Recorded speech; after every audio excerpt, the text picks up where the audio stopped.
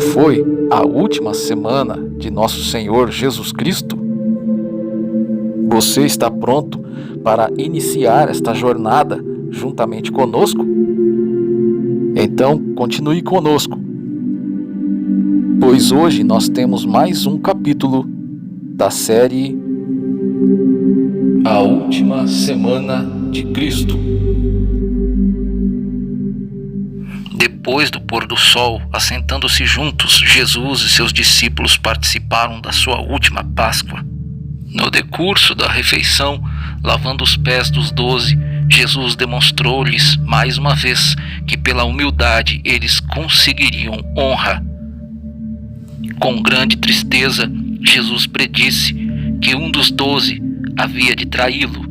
Logo depois, Judas se retirou para não mais voltar à presença do Mestre, senão na hora da traição.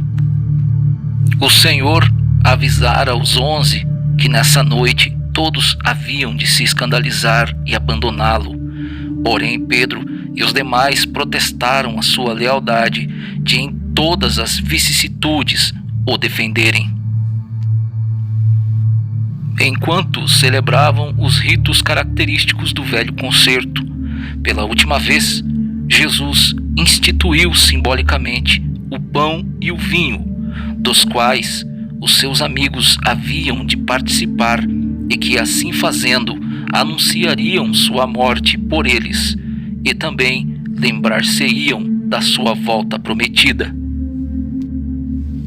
E nessa ocasião solene, o Mestre proferiu seus discursos de despedida aos seus discípulos e fez notável oração intercessória.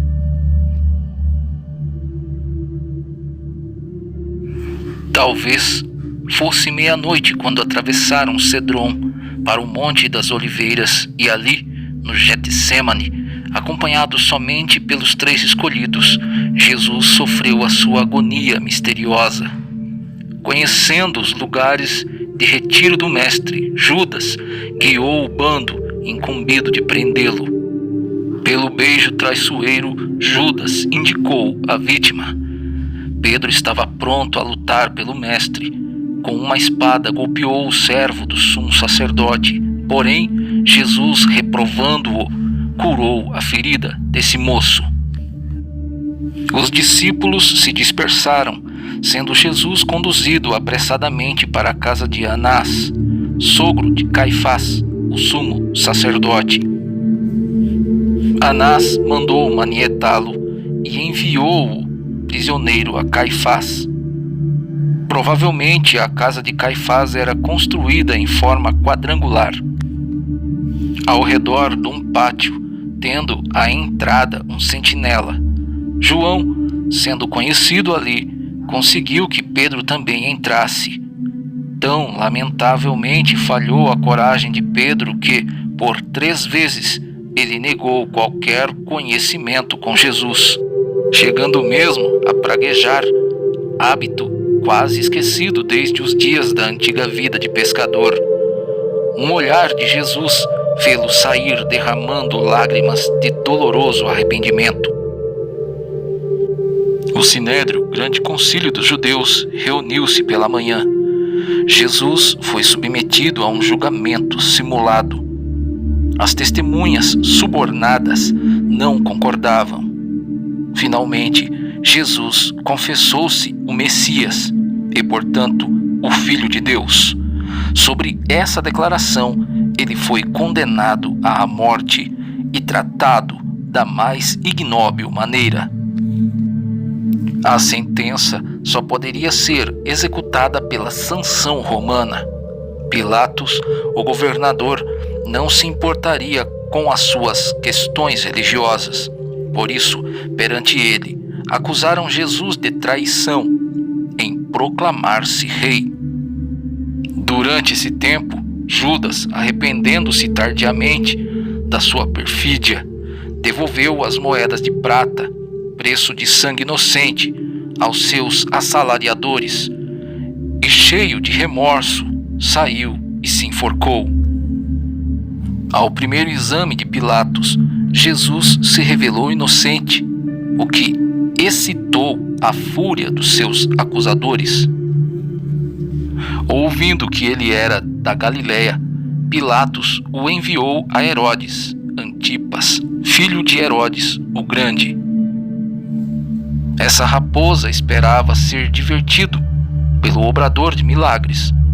Desapontado, ele permitiu que escarnecessem dele, que o aviltassem e depois devolveu-o a Pilatos.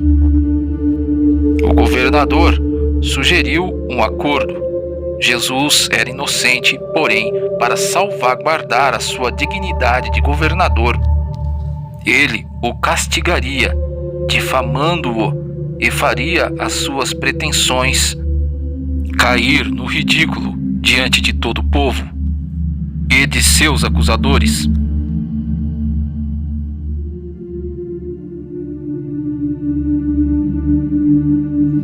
Então, segundo o costume de libertar um prisioneiro por ocasião da festa, ele soltaria a Jesus. Mas não aconteceria assim. Os judeus prefeririam Barrabás, o homicida. Jesus devia morrer. Não obstante as admoestações de sua mulher, que sofrera tanto em sonho por causa desse justo, Pilatos o entregou ao escárnio e injúria. Depois ele o levou para fora, açoitado, tendo uma coroa de espinhos à cabeça e vestido de púrpura. E procurando comover o povo, exclamou: "Eis o homem!" No tumulto levantado, ouvindo que Jesus se dizia filho de Deus, Pilatos, receioso e cheio de superstição, ainda queria salvá-lo. Porém, os gritos sinistros: "Se soltares a esse, não és amigo de César", fizeram-no decidir, e Jesus foi entregue para ser crucificado. Carregando a sua cruz, auxiliado em parte do trajeto por Simão Cirineu, Jesus foi levado apressadamente para o Calvário, e ali, crucificado, entre dois malfeitores condenados à morte. Entretanto, na sua agonia, ele orou pelos seus algozes: "Pai, perdoa-lhes, porque não sabem o que fazem." Um dos malfeitores, crucificado ao lado, arrependido, apelou para Jesus e recebeu a promessa: "Hoje estarás comigo no paraíso."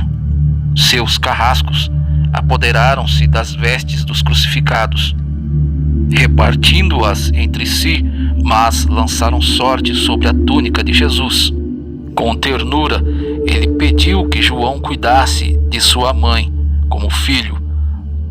Ao meio-dia, trevas caíram sobre a terra, que ficou escura por 3 horas. Durante esse tempo, Jesus falou 4 vezes: Deus meu, por que me desamparastes?" Tenho sede, que expressam a terrível agonia da sua condição. Está consumado.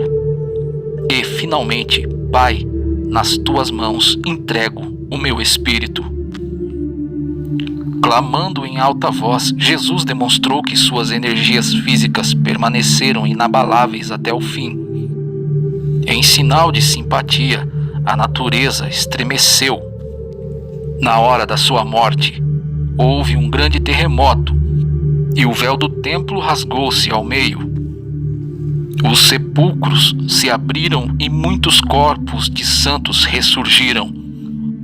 O centurião encarregado da crucificação exclamou assombrado: "Verdadeiramente, este era o Filho de Deus."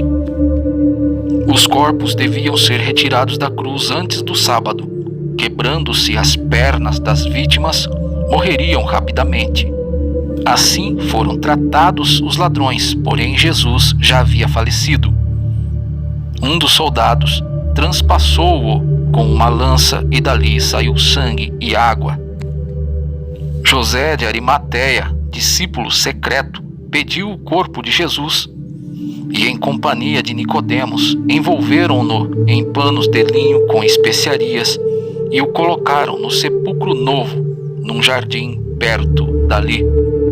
Uma grande pedra foi rolada para a porta do sepulcro, e selada, a pedido dos inimigos de Jesus, e uma guarda vigiava o sepulcro para evitar que o corpo do mestre fosse roubado. O corpo de Jesus jazia no túmulo da tarde do 6º dia até a manhã do 1º dia da semana. O local exato da crucificação é assunto largamente discutido. Um pequeno outeiro fora dos muros, perto da porta de Damasco, com a aparência de crânio, talvez tivesse sido o Gólgota, que significa lugar da caveira onde Jesus sofreu. Todavia, isto não é certo. As referências do 6º dia iniciam-se no evangelho que escreveu Mateus, capítulo 26, a partir do versículo de número 20, até Mateus, capítulo 27, e o versículo de número 66. Marcos, capítulo 14, do versículo 12 em diante, até Marcos, capítulo 15, até o verso de número 47. Lucas 22, a partir do versículo 14, até Lucas 23, versículo de número 56. João 13, do 1 ao 38, até João, capítulo 19, ao versículo 42.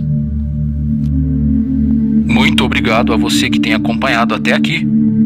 E Deus permitindo, nos vemos num próximo vídeo. Fiquem todos com Deus.